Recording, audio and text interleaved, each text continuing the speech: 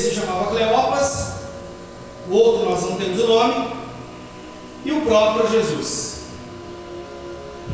O que chama muita atenção é que o versículo 17 diz que eles estavam preocupados e entristecidos. E aí você pode pensar, mas é normal um discípulo de Jesus ter esse tipo de sentimento no coração? Estar preocupado e entristecido? Depende. Se o discípulo de Jesus for um ser humano, é normal ele ter esse tipo de sentimento. Aí você pode contra-argumentar, mas se essa pessoa realmente pertence ao Senhor, ela é um discípulo de Jesus, será que é normal ela ter esse sentimento? E eu torno a responder: se essa pessoa for um ser humano, é normal de vez em quando passar por essas crises de tristeza e preocupação. Essa mensagem mostra como alguém que anda com Jesus pode passar por momentos de tristeza, momentos de dúvida, momentos de falta de esperança, dadas as circunstâncias que estão à sua volta. Quando eu olho para esse texto, eu posso perceber que o efeito de uma tristeza de coração, ele é impactante na vida de um discípulo de Jesus. Alguém que está triste, profundamente triste, tem impactos diretos na sua vida. O primeiro deles é mostrado no verso 16. Jesus se aproxima desses homens, o verso 16 diz: os seus olhos, porém, estavam como que impedidos de o reconhecer. O primeiro impacto de alguém que está triste na caminhada é que essa pessoa não consegue ver o que está à sua volta. O texto é muito claro, no verso de número 15, 14, 15, Jesus se aproxima desses discípulos e eles não conseguem ver o fato de que é Jesus que está ao lado deles. Eles estão como que cegos para essa realidade. Esses homens conviveram tempo com Jesus, conheciam Jesus no dia a dia, na lida do dia a dia, sabiam quem era Jesus, mas não conseguiam enxergar que Jesus estava ao lado deles, caminhando por aquela estrada. Eu não sei se isso faz algum sentido, mas quando você começa a conversar com alguém que está muito triste, desanimado na fé, e por mais que você tente argumentar com essa pessoa das coisas boas que Jesus fez na vida dela, é como se a pessoa não enxergasse essas coisas. Ela só consegue ver a dor, o sofrimento, a desesperança. Esse é um impacto que a tristeza causa na vida de um discípulo de Jesus. Alguém que está muito triste, não consegue ver aquilo que está à sua volta de forma tão clara, de forma tão explícita, de forma assim que não dá nem para tentar explicar, mas está ali e ela não consegue enxergar. Isso acontece com uma certa frequência. O segundo impacto que um discípulo desanimado apresenta é o verso 17. Há um misto de preocupação com tristeza. O texto diz: Jesus está perguntando: que é isso que vos preocupa? E de que ides tratando à medida que caminhais? Eles pararam entristecidos. A tristeza provoca tristeza. É redundante falar isso, mas é a realidade. Alguém triste apresenta tristeza. Provérbios capítulo 15, verso 13 diz que a alegria embeleza o rosto, mas a tristeza deixa a pessoa abatida. Alguém que está passando por um momento de desânimo na sua caminhada, essa pessoa apresenta e aparenta essa tristeza no rosto. E não tem como esconder isso. Esses discípulos discípulos não conseguiam esconder isso de Jesus, era evidente que alguma coisa não estava bem com eles. A nossa convivência diária com aquelas pessoas que nós amamos, com os outros discípulos de Jesus, quando você olha para a pessoa, você já percebe que aquele irmão está meio desanimado, aquela irmã está meio triste. Por quê? Porque aquilo transparece o coração. E aí nós já tomamos a vacina da Sulamita, já falamos, não, está tudo bem, vai tudo bem, mas não está tudo bem. Alguma coisa está acontecendo naquele coração.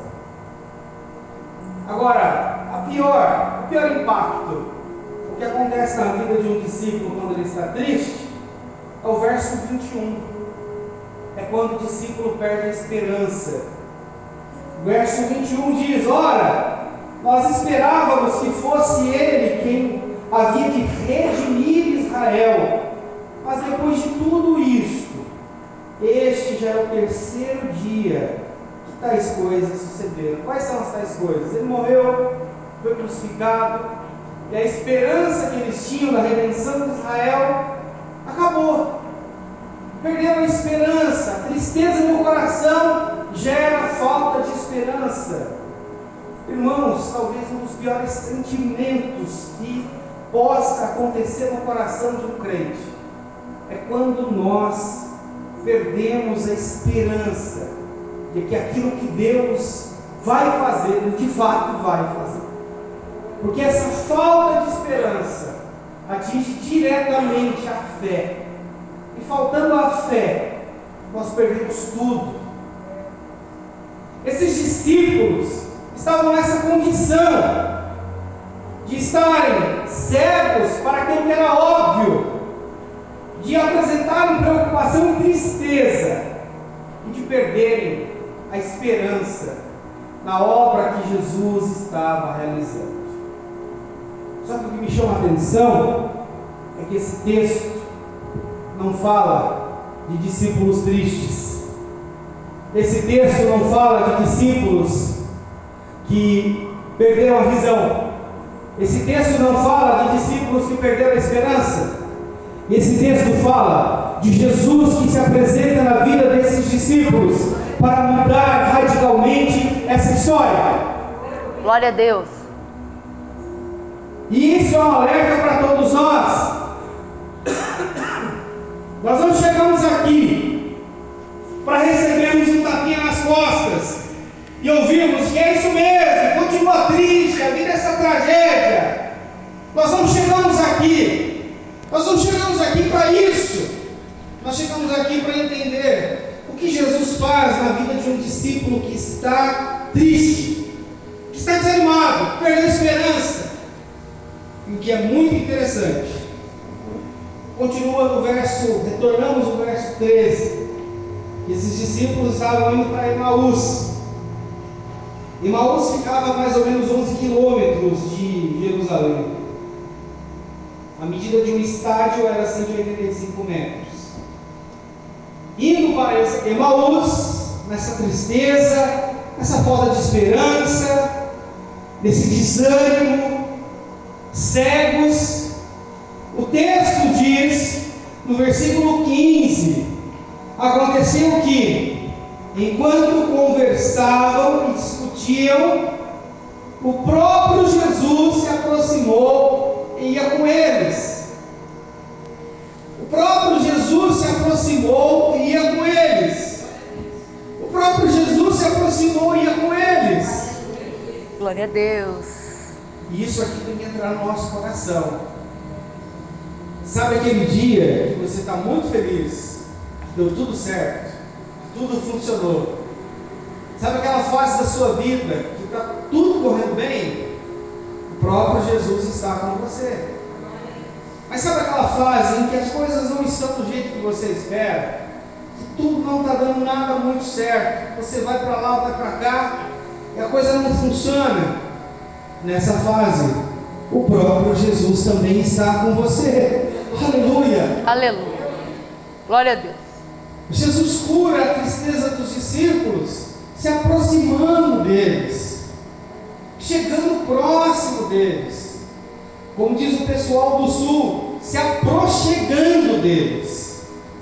Jesus cura essa tristeza do coração, se aproximando deles, evidenciando o fato de que realmente Ele é o Emanuel, mostrado em Mateus capítulo 1, verso 23, o Deus conosco.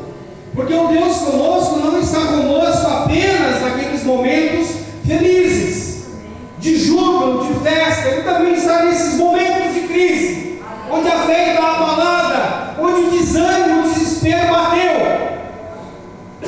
É nessa hora que Jesus também chega para estar próximo dos seus discípulos. O próprio Jesus chegou e ia com eles. Aleluia. Você imagina, 11 quilômetros, daqui lá no 10, a comunidade de Santa Luzia, os caras caminhando, desanimados. E aí quem que chega para essa conversa, para participar dessa conversa? O próprio Jesus. Aleluia. Aleluia. Lembre disso amanhã, a hora que você se levantar e ir para o trabalho. O próprio Jesus vai junto com você. Aleluia. Lembre isso amanhã, quando você vai ter que resolver aquele problema que você considera não ter solução. O próprio Jesus vai com você. Esse é um fato. Não tem como retirar isso. Depois que Ele encarna, Ele é o Emanuel, Ele é o Deus conosco, está conosco em todos os momentos. Fazemos desse texto uma verdade para a nossa vida. O próprio Jesus ia com eles. A segunda atitude de Jesus que chama a atenção em relação a esses discípulos, de como o Senhor tratou a tristeza deles, é que Jesus vai lançar ao rosto desses homens a sua falta de fé. E aqui, verdade seja dita, irmão, verdade seja dita. Beleza, é muito bonitinho Jesus estar conosco, e é uma verdade, Ele está conosco. Só que não espere que andar ao lado de Jesus é ser uma eterna criança para sempre. Porque Ele exige de nós amadurecimento, Ele exige de nós maturidade. Eu estava vendo, eu estava comentando com a minha esposa hoje, que a forma que meu pai me tratava quando eu era criança, ele sabia que eu estava fazendo um bem danado para a minha vida, um grande bem para a minha vida, me impulsionando à maturidade, ao ser homem. Ele me cobrava muito sobre muitas coisas. E aí hoje eu vejo a forma que os adultos tratam crianças e adolescentes, e a impressão que dá é que crianças e adolescentes são completos idiotas que não podem ter nenhum tipo de cobrança, nenhum tipo de responsabilidade, porque senão eles vão surtar. Essa forma infantilizada de tratar as pessoas não é a forma que Jesus vai nos tratar. E tanto é que Jesus sobe o tom no verso de número 25. Então lhes disse Jesus: honestos e tardos de coração para crer em tudo o que os profetas disseram. O pessoal estava lá reclamando: ele não ressuscitou, já é o terceiro dia, e eu estou triste, estou desanimado. Jesus fala: honestos e tardos de coração. Se você for procurar a tradução desses termos, o nécio significa literalmente o estúpido. Mas que estupidez é essa?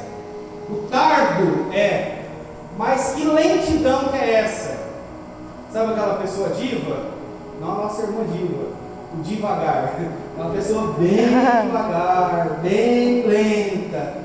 Você tem que explicar 1, 2, 3, 10 vezes. Jesus fala: vocês viram a estupidez e a lentidão total. E aqui que eu estou falando para você que Jesus não vai tratar o nosso desânimo dando tapinha nas nossas costas.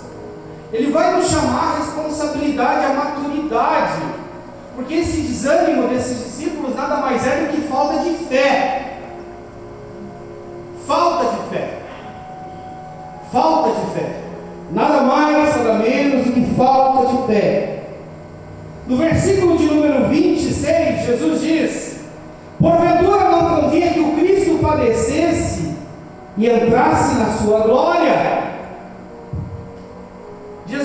censura a falta de fé e mostra para eles de que tudo o que aconteceu com ele, Jesus, estava descrito na palavra de Deus, já estava desenhado pelo próprio Deus. Logo, o que eles estavam enfrentando não era motivo de desânimo, mas sim motivo de fé. Mas o que isso tem a ver com a minha vida, pastor? Isso tem tudo a ver com a sua vida. Agora nós invocamos as palavras de Jesus em João, capítulo de número 16, verso 33.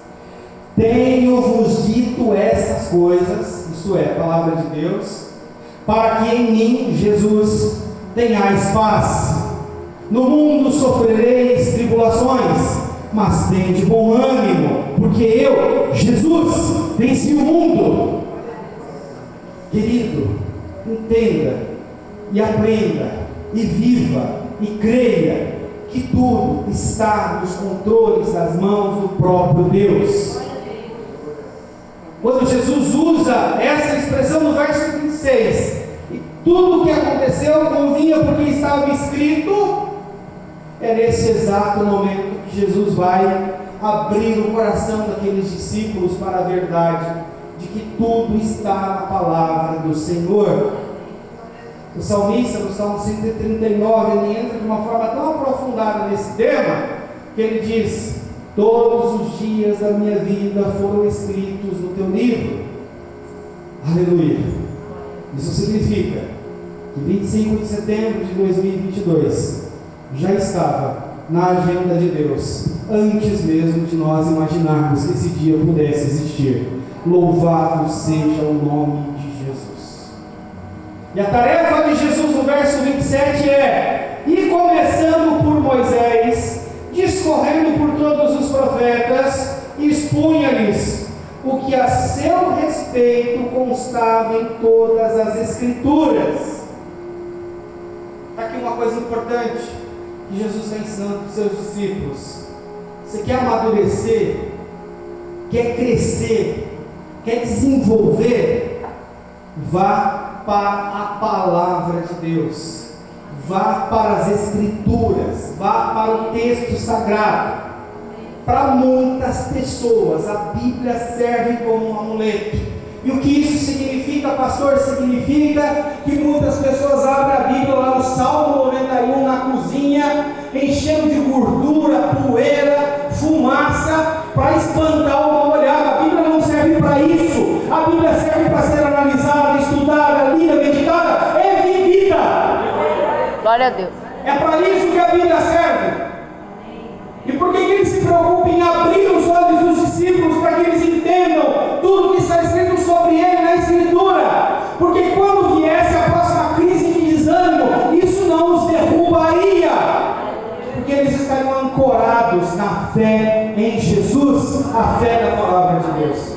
De todo o coração, querido, leia a Bíblia Sagrada, medite na palavra de Deus.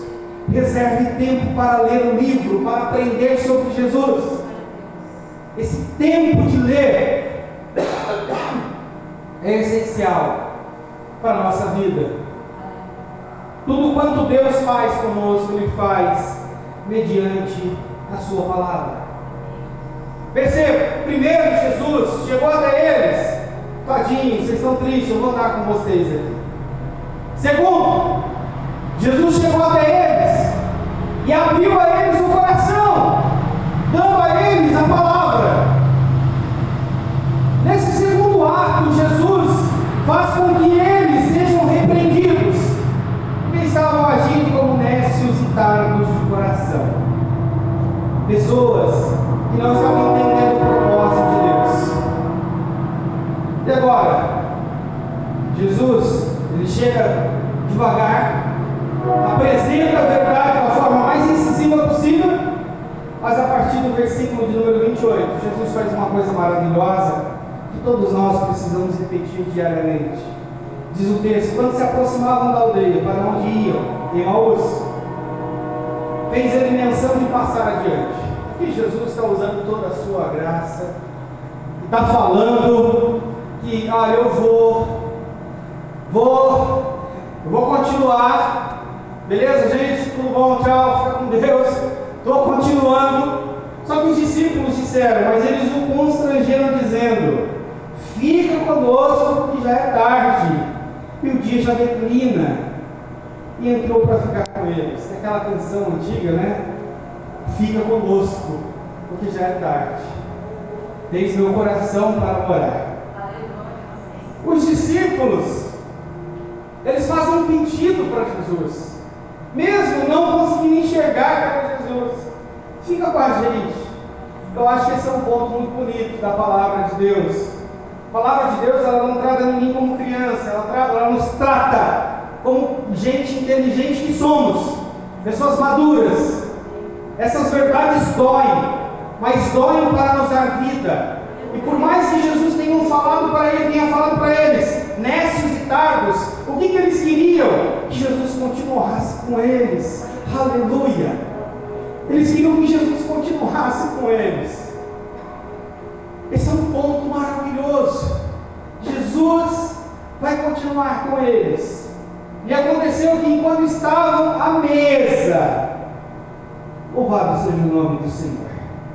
A terceira atitude de Jesus é sentar à mesa com os seus discípulos. E é neste exato momento que diz o texto no versículo 31: então se lhe abriram os olhos e o reconheceram. Glória a Deus. Assentado à mesa, à mesa, à mesa. Toda vez que nós falamos de mesa, nós estamos falando de um lugar de comunhão. Salmo 23: prepara uma mesa na presença dos meus inimigos. Na última celebração da Páscoa, na primeira ceia, Jesus sentou-se à mesa com seus discípulos. Aquela mulher pecadora entrou numa festa sem ser convidada, enquanto Jesus estava sentado à mesa. A mesa é um lugar de comunhão, um lugar de transformação. Para você que passa a semana toda comendo fora, se alimentando na rua, por causa da correria do trabalho, não despreze o valor da mesa na sua casa. Porque toda vez que você se assenta à mesa, claro, nós sentamos na cadeira, mas ao redor da mesa, nós precisamos e participamos da comunhão da família. E consequentemente Deus está entre nós. Glória a Deus. Aleluia. Essa comunhão precisa ser vivida.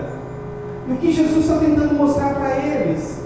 Eu vou no caminho com vocês, eu repreendo vocês, mas ao final de tudo eu vou estar à mesa com vocês, para que vocês participem desse momento abençoador.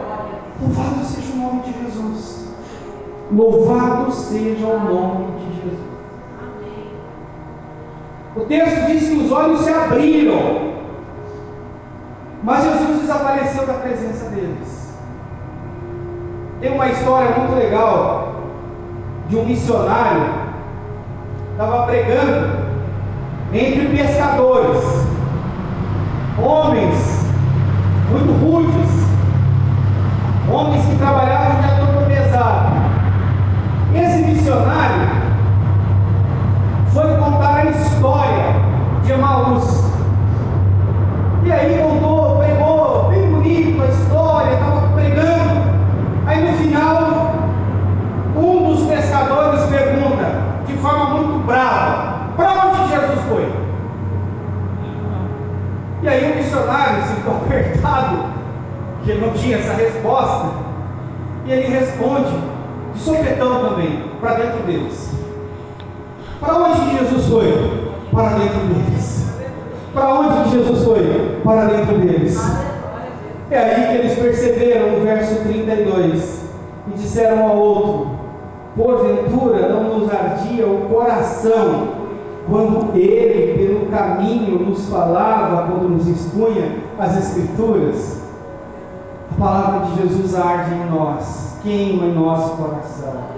Jesus à mesa, onde nós nos encontramos com Ele, esse momento de comunhão cura o desânimo. E aqui vai ter uma mudança radical na rota desses discípulos. A tristeza fez com que eles saíssem de Jerusalém e fossem para Emaús. Só que a alegria da presença de Jesus, o texto diz no verso 33, a parte A, e aqui eu estou encerrando, e na mesma hora, levantando-se, voltaram para Jerusalém. Aleluia! A tristeza fez com que eles saíssem de Jerusalém e fossem para Emaús. A alegria transbordante fez com que eles saíssem de Emaús e fossem para Jerusalém. Estavam realinhando a rota da sua missão novamente. Isso precisa ser motivador para todos nós, irmãos. Onde nós vamos até o centro da vontade de Deus. Ele se preocupa com a nossa tristeza, mas não nos trata como crianças. Aleluia. Ele nos trata como pessoas adultas que somos, para vivermos a sua vontade. E à mesa, junto de nós sentimos o coração arder, com a certeza de que Ele está conosco e Ele está em nós. Aleluia!